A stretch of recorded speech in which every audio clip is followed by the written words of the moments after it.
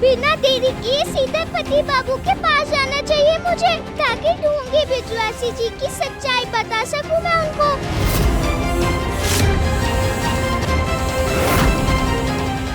हो ना हो, ये उस ब्रिजवासी का साथी होगा। इसे पकड़ लूंगा तो उस ब्रिजवासी तक पहुंच सकता हूँ।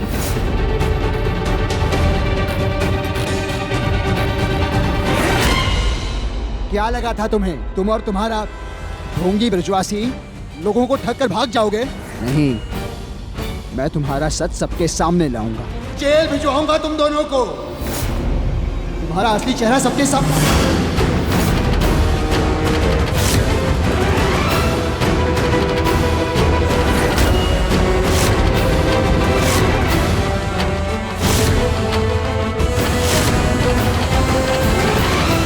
तुम वो ब्रिजवासी से मिली हो?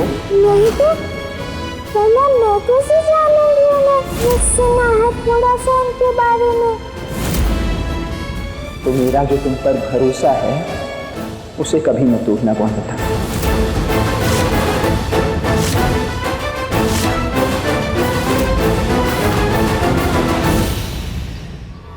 क्या जरूरत थी इतना खून बहाने की?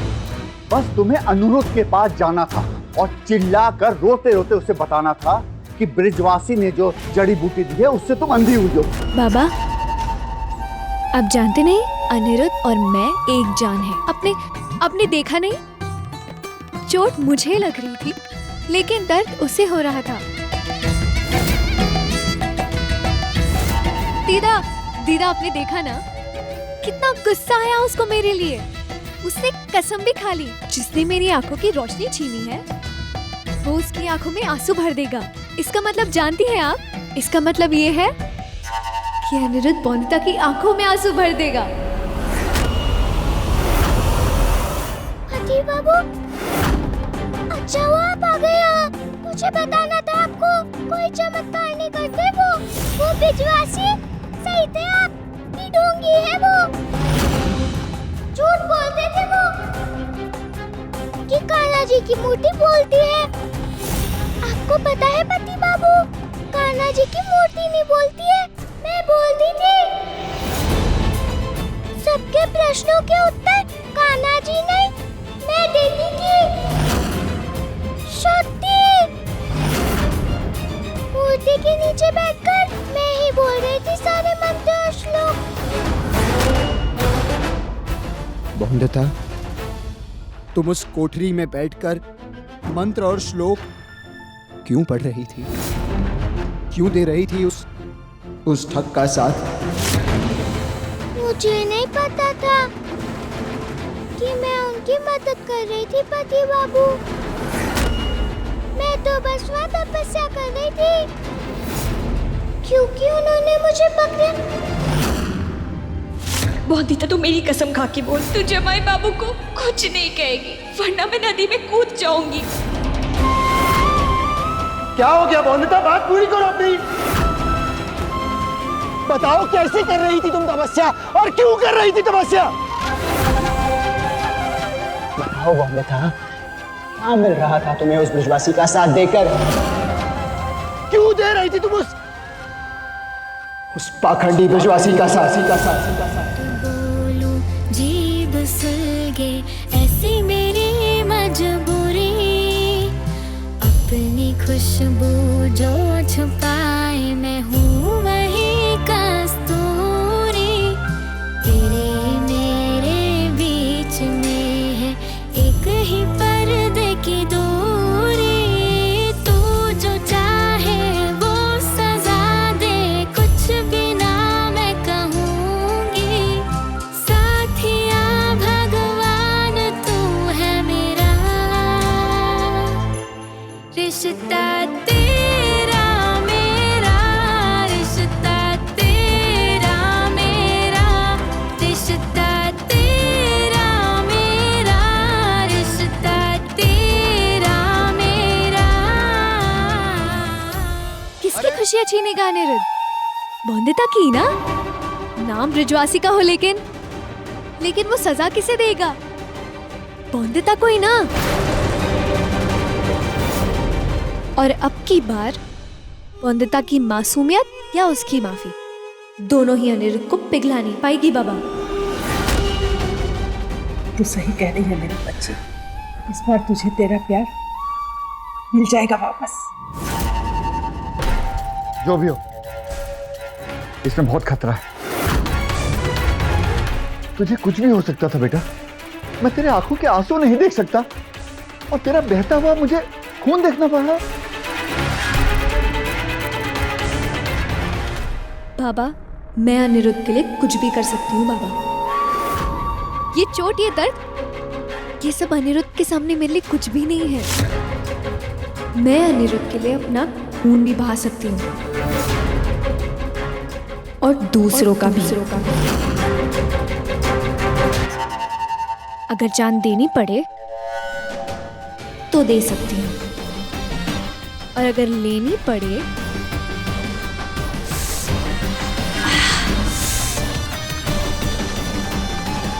तो किसी की भी जान ले सकती हूँ। मुझे मेरा अनिरुद्ध वापस चाहिए, कैसे भी किसी भी कीमत पर।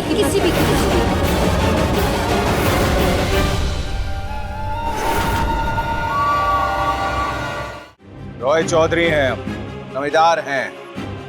आप सब लोग हमें अपना रक्षक मानते हैं, पालनहार कहते हैं इस गांव का हमें। तो क्या ऐसे अपना फर्ज निभाने से पीछे हटेंगे हम?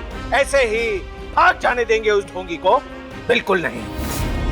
आप लोगों ने देखा कैसे हमारे बेटे अनिरुद्ध ने उस ढोंगी का भांडा फोड़ा। वैसे ही उस ढोंगी और उसके साथी को पकड़कर वो यहाँ ले आएगा और यहाँ फेंकेगा हमारे सामने।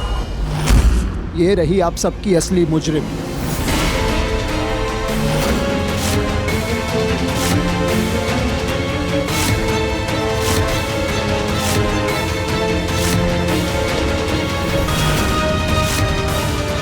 बहू, आप सबकी असली गुनहगार।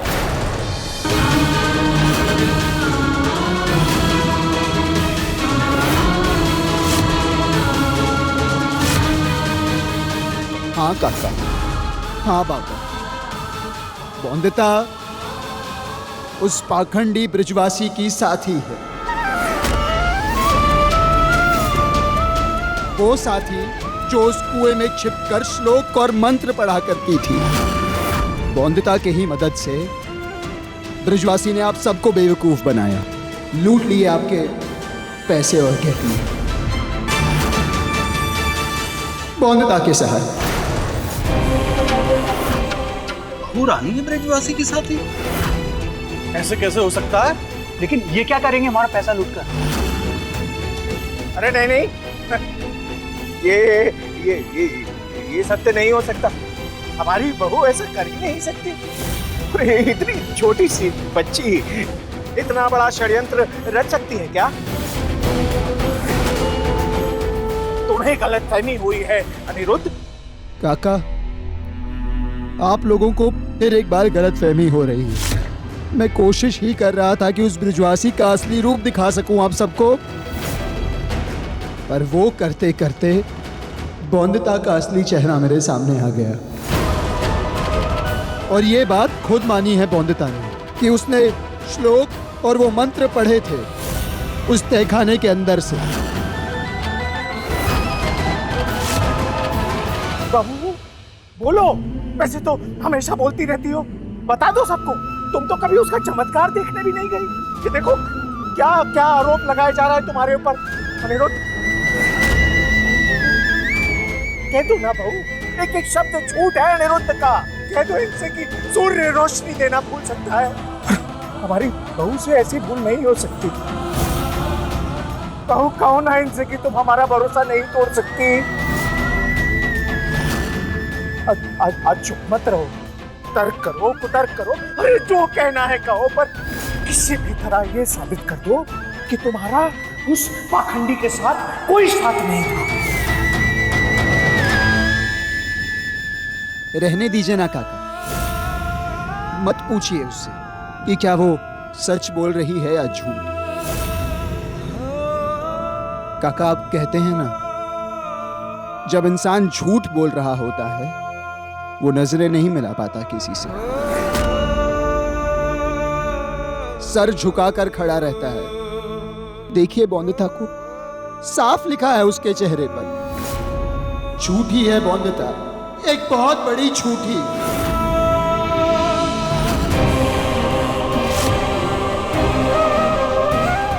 हम बेकार में बस अपना समय खराब कर रहे हैं ये जानने में कि क्यों किया बौंदिता ने ऐसा। अपनी बहन के लिए किया है बौंदिता ने ये सब जमाई बाबू, और अभी भी मेरे लिए चुप है बौंदिता। मेरा रिश्ता बचाने के लिए आपके सारे आरोप सह रही है मेरी बहन। अरे चोरनी है आपकी बहू, चोरनी। लुटेरी बहू है, लुटेरी बहू। उस डोंगी बाबा के साथ मिलकर पूरे गांव को लूट लिया उसने। इसे कड़ी से कड़ी सजा मिलनी चाहिए भाइयों। सजा दो इसको, सजा। हाँ हाँ। चोरनी है, चोरनी। नहीं नहीं, मैं ऐसे बौंदिता का जीवन खराब नहीं होने दे सकती। मैं सबको सच बता दूंगी। पता है ना बहू, चोरनी को गले लगाने वाले को भी चोरनी कहा जाता है। मेरी बहन है बौंदिता, आज उसके वजह से ही मैं। हाँ संपूर्णा, पर आज तुम्हें अपनी बहन की जगह हमारा सोचना पड़ेगा। तुम्हें मेरी कसम है संपूर्णा, अब अगर तुम मुझे दोबारा खोना नहीं चाहती तो दूर ही रहो अपनी बहन से।